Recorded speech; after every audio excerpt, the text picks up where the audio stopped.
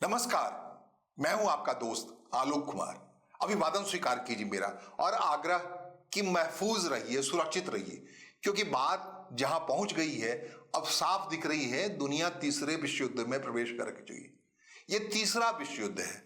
जिस ढंग से ईरान पर हमला किया गया, हमले से पहले हिचक थी अमेरिका और इजराइल के अंदर। काफी लंबा इंतजार किया उन्होंने सिग्नलिंग का, ईरान झुक जाए, आत्मसमर्पण कर जाए। नहीं किया ईरान ने आत्मसमर्पण, नहीं झुका ईरान, और लिहाजा आयतुल्लाह खामनेई जो उसके सर्वोच्च लीडर हैं उनका सफाया करना पड़ा।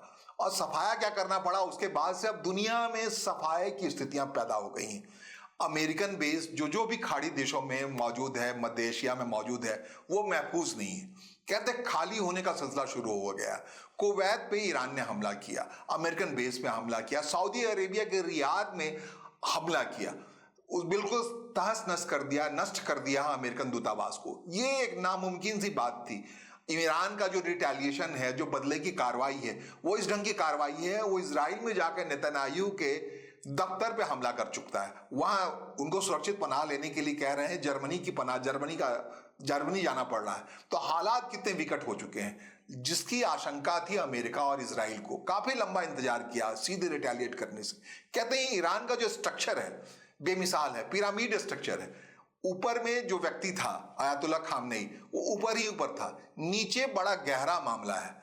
कहते हैं ईरान ने, फॉक्स टीवी ने कहा है उनके हवाले से, जो आप बात माने तो 460 किलो यूरेनियम ईरान ने समर्थित तरीके से तैयार कर लिया। तकरीबन 11 न्यूक्लियर बम है उसके पास। अब समझिए परमाणु शक्ति संपन्न देश को अमेरिका ने छेड़ दिया। भले ही डोनाल्ड ट्रंप कह रहे हो कि ईरान पे हमले में अगर देर करते तो ईरान एटॉमिक बम बना लेता, दुनिया में तबाही मचा देता। इसलिए उनको ईरान को रोकने के लिए, परमाणु बम के निर्माण से रोकने के लिए उन्हें कार्रवाई करनी पड़ी। अब समझ लीजिए हालात क्या है। सच्चाई आ रही है कि ईरान के पास तो मौजूद है परमाणु बम। अभी उसने परमाणु बम का इस्तेमाल नहीं किया, लेकिन जब हालात ऐसे बिगड़े, पिरामिड टाइप का स्ट्रक्चर है, ईरान को खत्म करना आसान नहीं है। कई दफा लगातार कोशिश हुई है ईरान को खत्म करने की, ईरान सफल नहीं हो पाया। अगर अमेरिका की बात करें तो 1979 से अमेरिका इस काम में लगा पड़ा था। जब से ईरान की इस्लामिक क्रांति हुई थी, तब से एन कैन प्रकारेण ईरान को झुकाने के लिए, वहां लिबरल संसार को वापस करने के लिए, वहां के पुराने जो शाह थे उनको वापस पदस्थापित करने के लिए अमेरिका ने लगातार कोशिश की। 8 सालों तक ईरान को इराक के हवाले से युद्ध में एंगेज रखा। तकरीबन 80 से लेकर के 88 तक ईरान इराक का युद्ध अथक तरीके से चलता रहा। एक दिन में शुरू हुआ, 8 साल तक हार करके मानना पड़ा इराक को। इनफैक्ट इराक के जिस चेहरे के हवाले से युद्ध में शामिल था अमेरिका हार के क्रम में ये किया कि सद्दाम हुसैन इराक के प्रतिनिधि थे जो अमेरिका के उस युद्ध में मददगार कर रहे थे। उनको ही, सद्दाम हुसैन को ही जब प्रतिरोध करने लगे तो उनकी हत्या कर दी गई, उनको मारा गया जिस ढंग से किया गया। दुनिया गवाह है। इराक शिया कहते हैं उनमें जीवटता ज्यादा होती है, शिया मुस्लिमों का देश है।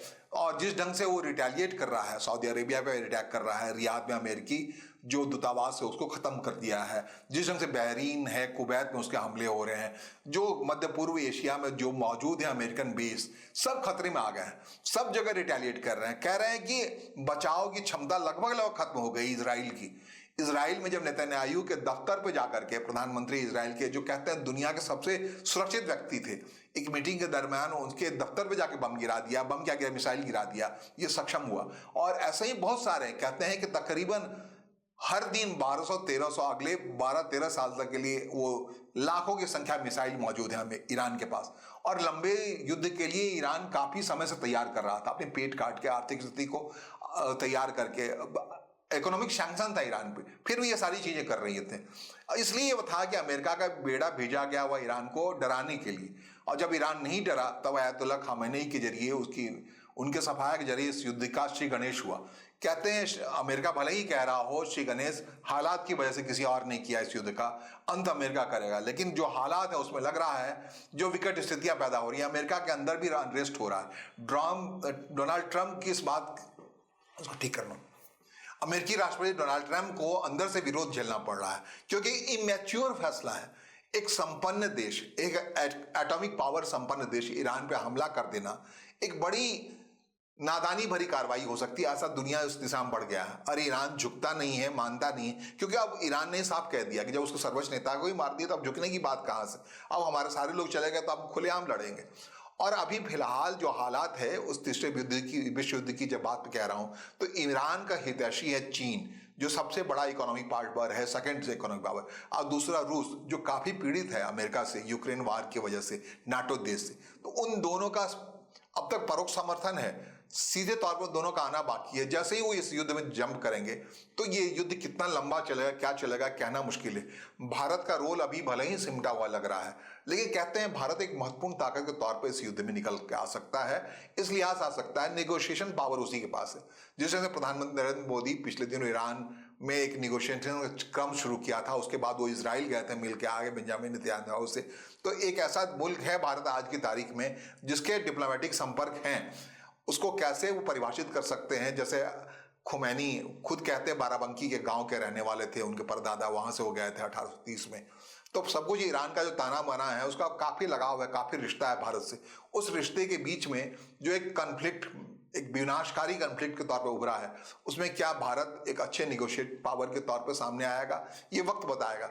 फिलहाल जो हालात है, दुनिया विकट स्थिति में फंस गई है, पूरे विश्व युद्ध जारी है। इनफैक्ट जब आप बहरीन में हमला कर रहे हैं, सऊदी अरब में हमला कर रहे हैं, दुबई में हमला कर दे रहे हैं, जो सबसे प्रॉस्पेरस जगह कहा जा रहा है, वो सबसे महफूज जगह माना जाता था अब तक, वहां भी ईरान के मिसाइल गिरे हैं। वहां के पाम होटल में लोग सुरक्षित नहीं है, बंकर में जाने के मजबूर हैं। इजराइल में बंकरों को हमला किया जा रहा है। कह रहे हैं पिछले जितने भी युद्ध हुए थे हाल के वर्षों में, हिजबुल्लाह से लड़ लिया था कुल मिलाकर इजराइल, बड़े महफूज अपने बंकरों को, लेकिन उस बंकरों में अब छिप के बच पाना भी बड़ा मुश्किल लग रहा है इजराइल के लिए। कहते हैं वर्स्ट सिचुएशन में आ गया है इजराइल, जो कि फ्रंट लाइन है अमेरिकन के इस युद्ध में। और इसी इलाके में जो पूरी लड़ाई है मध्य पूर्व एशिया में, वो इतनी विकट होती जा रही है। कह रहे हैं तकरीबन 8 देशों के खिलाफ अकेले मोर्चा ले रहा है। कुवैत हो, कतर हो, तमाम जगहों के खिलाफ अकेला मोर्चा ले रहा है ईरान। और इस मोर्चे के पीछे जैसे ही रूस सीधे तौर पे आएगा, चीन सीधे तौर पे आएगा, तीसरे विश्व युद्ध में जो हाहाकार मचने वाली है उसे दुनिया बच पाएगी या नहीं बच पाएगी, इसकी आशंका बढ़ती जा रही है। बड़े खतरनाक मोड पे परमाणु विस्फोट के मामले में देख चुकी है दुनिया, क्या हुआ नागासाकी में, क्या हुआ हिरोशिमा में। अगर ऐसा कोई इस्तेमाल कर लेती है ईरान की फोर्स, या ईरान पे कुछ ऐसा किया जाता है, तो वाकई युद्ध के बाद की जो लीला होती है, जो क्रंदन होता है, जो रुंदन होता है, वो सब दुनिया देखने की स्थिति में आ गई है। क्योंकि कहीं से कोई और छोड़ नहीं दिख रहा है, कोई समाधान निकले, ईरान को समझाया जाए, ईरान मान जाए, अमेरिका बैक ट्रैक कर जाए, इराक बैक ट्रैक कर जाए, ऐसा इजराइल बैक ट्रैक कर जाए, ऐसा कतई नहीं दिख रहा है। इराक के बेस तो लगभग अमेरिका खत्म हो रहे हैं पड़ोस में, जिस ढंग से मारक क्षमता के साथ ईरान इस पर हमला कर रहा है। तो अद्भुत है देखने को भले ही, लेकिन सब कुछ है मामला यहाँ इंसानी लॉस का। जान जा रहा है, लोगों की संपदा जा रही है, सब कुछ जा रहा है, लेकिन विकट स्थिति में दुनिया पहुंच गई है। मेरा आग्रह है आप सबके लिए, प्रार्थना है ईश्वर से कि हम सब दुनिया में महफूज रहें। तकरीबन 7000 साल की इंसानी विकास की यात्रा है। उस 7000 साल की विकास यात्रा पे अगर विश्व युद्ध की बात कर रहे हैं तो उसी विकास यात्रा पे ठहराव आ जाता है।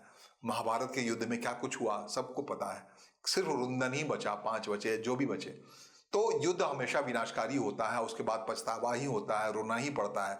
तो हम सब महफूज रहें, मानवीय आबादी महफूज रहे। जिस हिसाब से तरक्की की रफ्तार चल रहे थे हम, फिर से वहां लौट आए, सबके अंदर शांति हो, यही याचना है। फिलहाल मुझे सुनने और समझने के लिए आपका आभार, नमस्कार, धन्यवाद।